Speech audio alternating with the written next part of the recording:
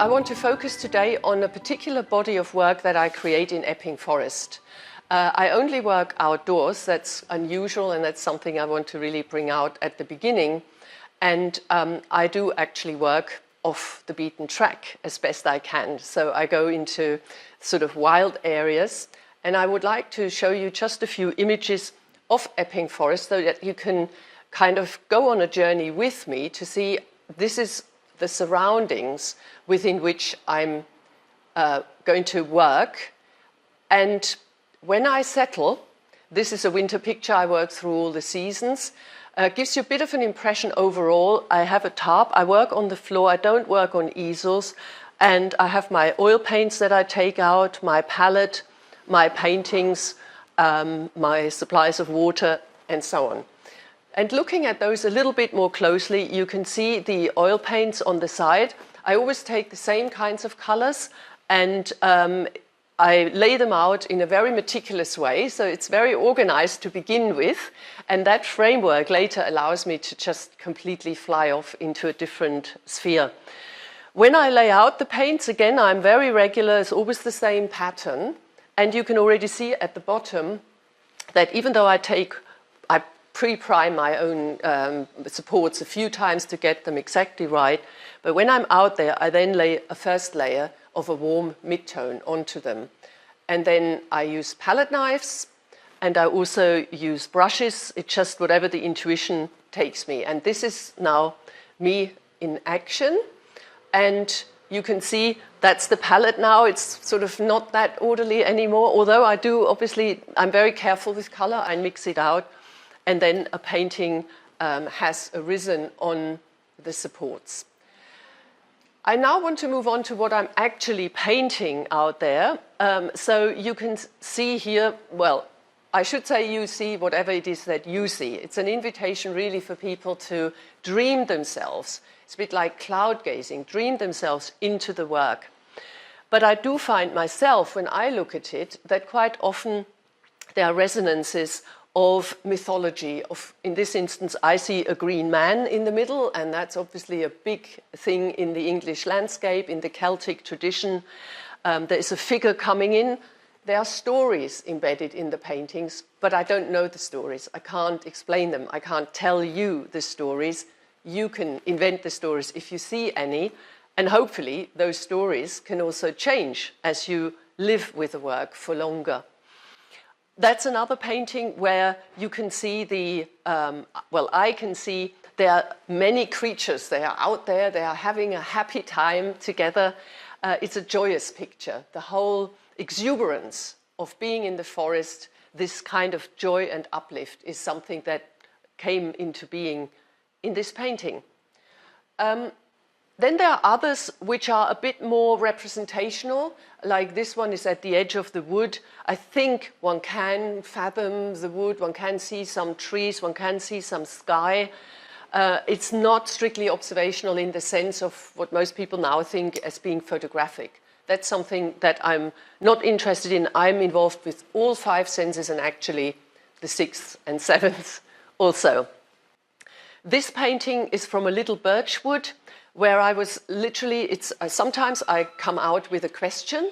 So even though I don't have a plan or a program as to what I want to do, sometimes I go out there with a question. And here it was, I would like to meet the spirit of this place, because these are a number of birch trees that I've been painting and going to for a long time. And this picture arose. So the locus, genus loci showed itself in this way. And again, it doesn't predetermine what you might see in the picture.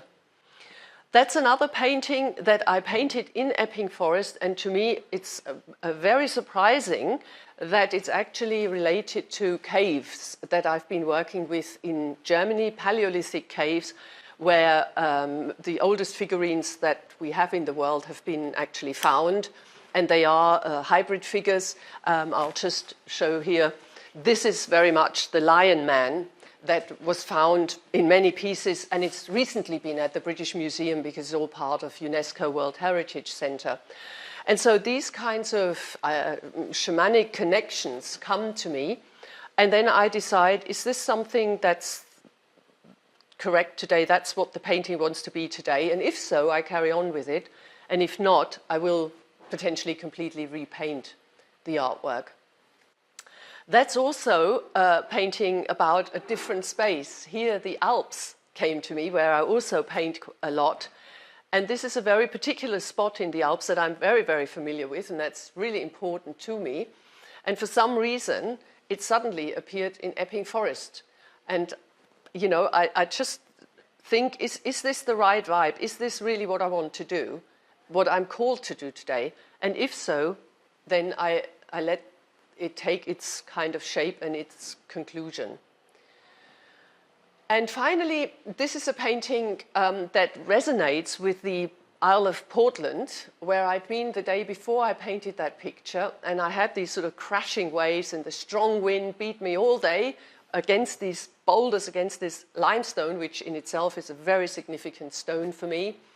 The caves that I showed or talked about before are all in limestone. And then when I was in Epping Forest, I painted this sea picture. I mean, it's all green in Epping Forest, and there's no green at all. But I think that kind of really intensified energy that I was exposed to, and I think it must have really stored itself in my body, it suddenly came out, and I was thrilled. I actually thought, wow, that's an incredible gift.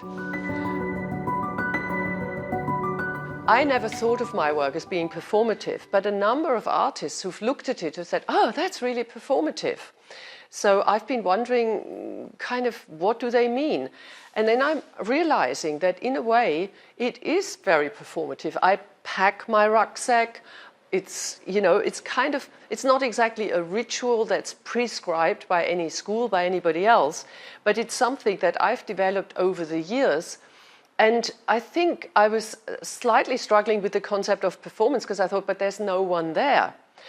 And then it came to me, well, it's not about people. I'm performing something, but it's actually for, if you like, the goddess, the spirit world, whatever esoteric terms you might want to use. And even going over a threshold, because then I take public transport, I get to the area where I want to go, I have the call, I settle. So there are so many steps before I actually go and paint. And equally when the painting's done, it carries on, and there are more stages that I go through. And those stages are, I mean, they're not slavishly observed, but they are kind of a kind. It's a journey that has similar way stations.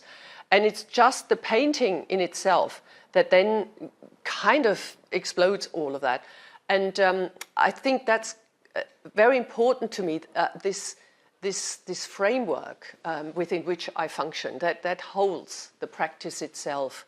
And insofar is maybe a way that I could say that there is definitely that kind of performative aspect that envelopes my actual paintings.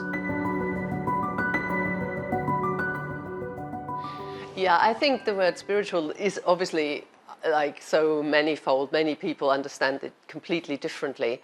I think for me, it was maybe what interested me was that there is a dimension that goes beyond the material, but also in my case with going out there, and then the way I paint with the palette knives is quite vigorous. So there's also an outcome. It's a handling of matter. You deal with matter, but at the same time, what gets kind of almost called into the work is something that isn't matter. And it's always very, very hard to find a word for that. I don't know even that one can. For me, it's really important. In a way, I wouldn't call it spiritual particularly either. It's just that that's something that registers more with sort of the normal way of thinking.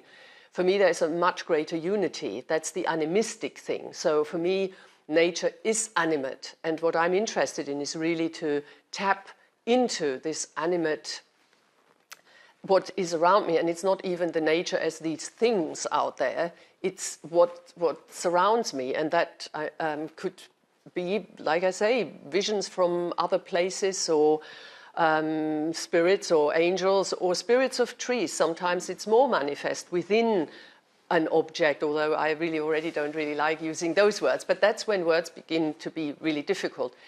The point I think is important to me, and I felt that connection, that there is something else, something quite ephemeral, but really significant, that's been almost called into the work, and that is still remaining in the work and speaks from the work to an audience. And sometimes it happens when people just recognize experiences that they've had. And I think that's a really wonderful and special, magical thing. It's really difficult to find a language within which one can talk about what goes on, in which I can talk about what goes on in my actual practice, what I'm doing, what I'm referring to, what I might embody in the painting, and what happens to an audience afterwards. For me, that's been an ongoing struggle. I'm not from this country. I had to learn the art language in a different language. I've also then completely not understood the art world, so I did an MA in philosophy to get words through modern European philosophy that might explain things. But I've also been doing a lot of, meditation things where you also get other knowledge. And in the end, what I need to say, or what I want to grapple with, what I want to spend my life doing, what's worth my lifetime, is something that's nonverbal. And that is why I moved away from, I gave papers at the Tate, I published, et cetera, et cetera. And there was just that point where I felt that what I have to say, I say better, not in words. I think for me, as little as I know about sort of meditation and so on, but there is also, certainly in my work, that commitment that needs to be combined with relaxation. Bits I would like to pick out is perfection, and associated with that also stress, and that creates a sense of anxiety, and that actually makes me physically quite tense. And the breath can't flow, but I also can't, interact with what's going on around me. This notion that somehow trust, you did mention trust, and this really is a cultivation that I do, a lot of practice to practice that faith. I call it faith, not just trust. And that everything is okay, and that it connects with me. And from that place is where I'm painting. I'm not imposing, I'm not having clever thoughts. It's all shallow, and it's all kind of dead and brittle. What really happens is that, I lose my own definition. And, when people say I become one, that's sort of like a bit overused maybe. And it's not like I'm a source and I'm back in the source. Everything is separate, but at the same time, everything is connected. It's a web, it's an interconnection. And I'm just able to see some and show some of those strands. And that takes commitment, because I need to be very focused. I need to really listen. I need to be very discerning as to what's the right sound and what isn't the right sound. But I have to keep myself in relaxation, not in haste. So the pace is very important. And at the same time, I need to have that courage to step into the unknown.